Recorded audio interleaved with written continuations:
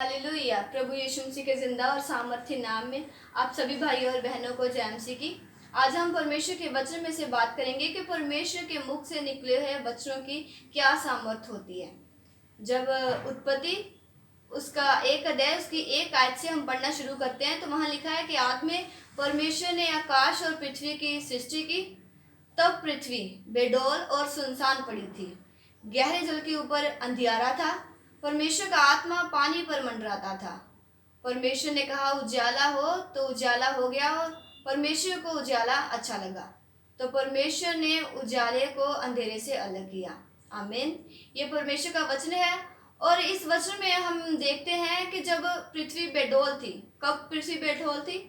जब उस पर अंधियारा था, तब वो बेडौल थी, सुनसान थी, वीरान थी, कुछ भी उसमें नहीं था। लेकिन जब परमेश्वर ने वचन किया और उजाले को पैदा किया, तब परमेश्वर ने उजाले के साथ साथ उस पृथ्वी को भी भरपूर किया।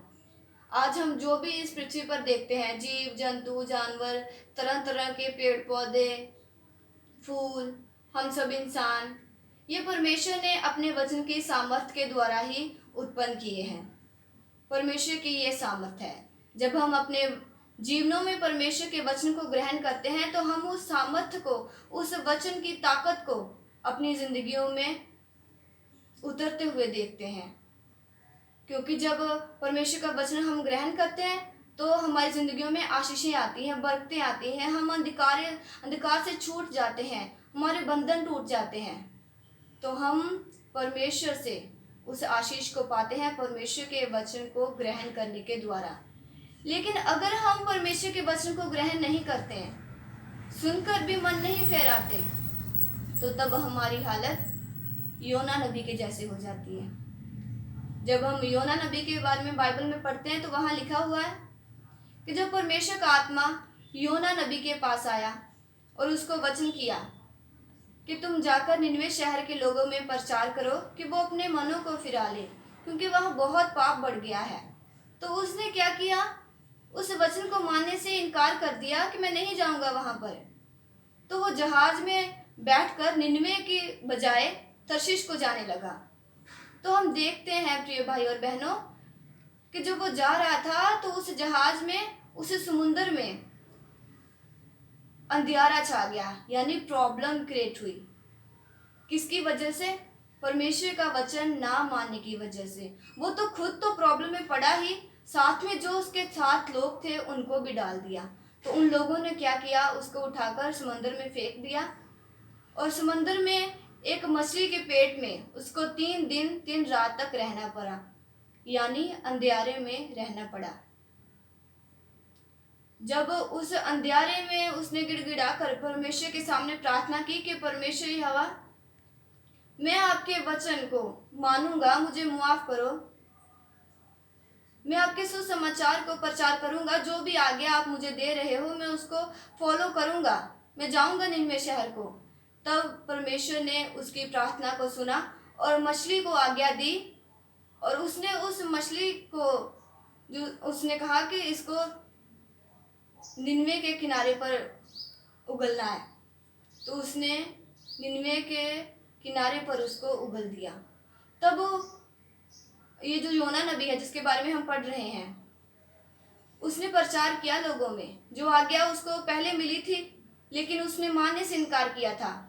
फिर उसने मन फिराया और उस आज्ञा को माना और लोगों में प्रचार किया कि तुम अपने मनों को फिराओ वरना परमेश्वर आपको नाश कर देगा। तो उन लोगों ने क्या किया? उस वचन को माना, उस आज्ञा को माना, जैसे योना नबी ने माना। फिर उन लोगों ने भी अपने मनों को फिराया, पापों से पश्चाताप किया और परमेश्वर ने उन्हें क्षमा किया। ये है मेरे प्रिय भाई और बहनों परमेश्वर के वचन को मानने की सामर्थ और परमेश्वर के वचन को ना मारने का अंजाम।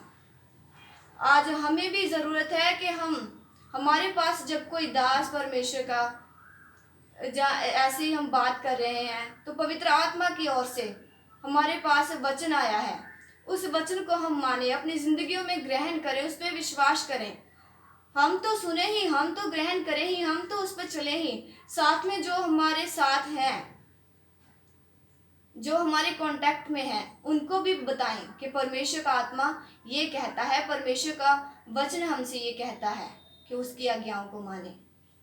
जब हम उसकी आज्ञाओं को मानते हैं, उसके सुसमाचार को सुनते हैं, उस पर विश्वास करते हैं और दूसरों तक पहुंचाते हैं, तो परमेश्वर हमारी ज़िंदगियों में, हमारे जीवनों को आशीषों से भरता है। सो मेरी आप सबके लिए यही प्रार्थना है कि हम अपने जीवन में परमेश्वर के वचन को ग्रहण करें और दूसरों को भी ये वचन बताएं कि वो भी अपने मनों को फिराएं और परमेश्वर से आशीष पाएं। आइए हम सब दुआ में चलते हैं, परमेश्वर के आगे अपने सिरों को झुकाते हैं। सर्वशक्तिमान जिंदा और जलाली खुदा, हम आपका धन्यवाद करते हैं, अपने सिरों को आपकी ओर झुकाते हैं और ये प्रार्थना करते हैं पिता कि आपका वचन हमारे पास आता है परमेश्वर, लेकिन हम ही प्यारे परमेश्वर हवा उसे मानने से इनकार करते हैं, तभी हम प्रॉब्लम में पड़ते हैं।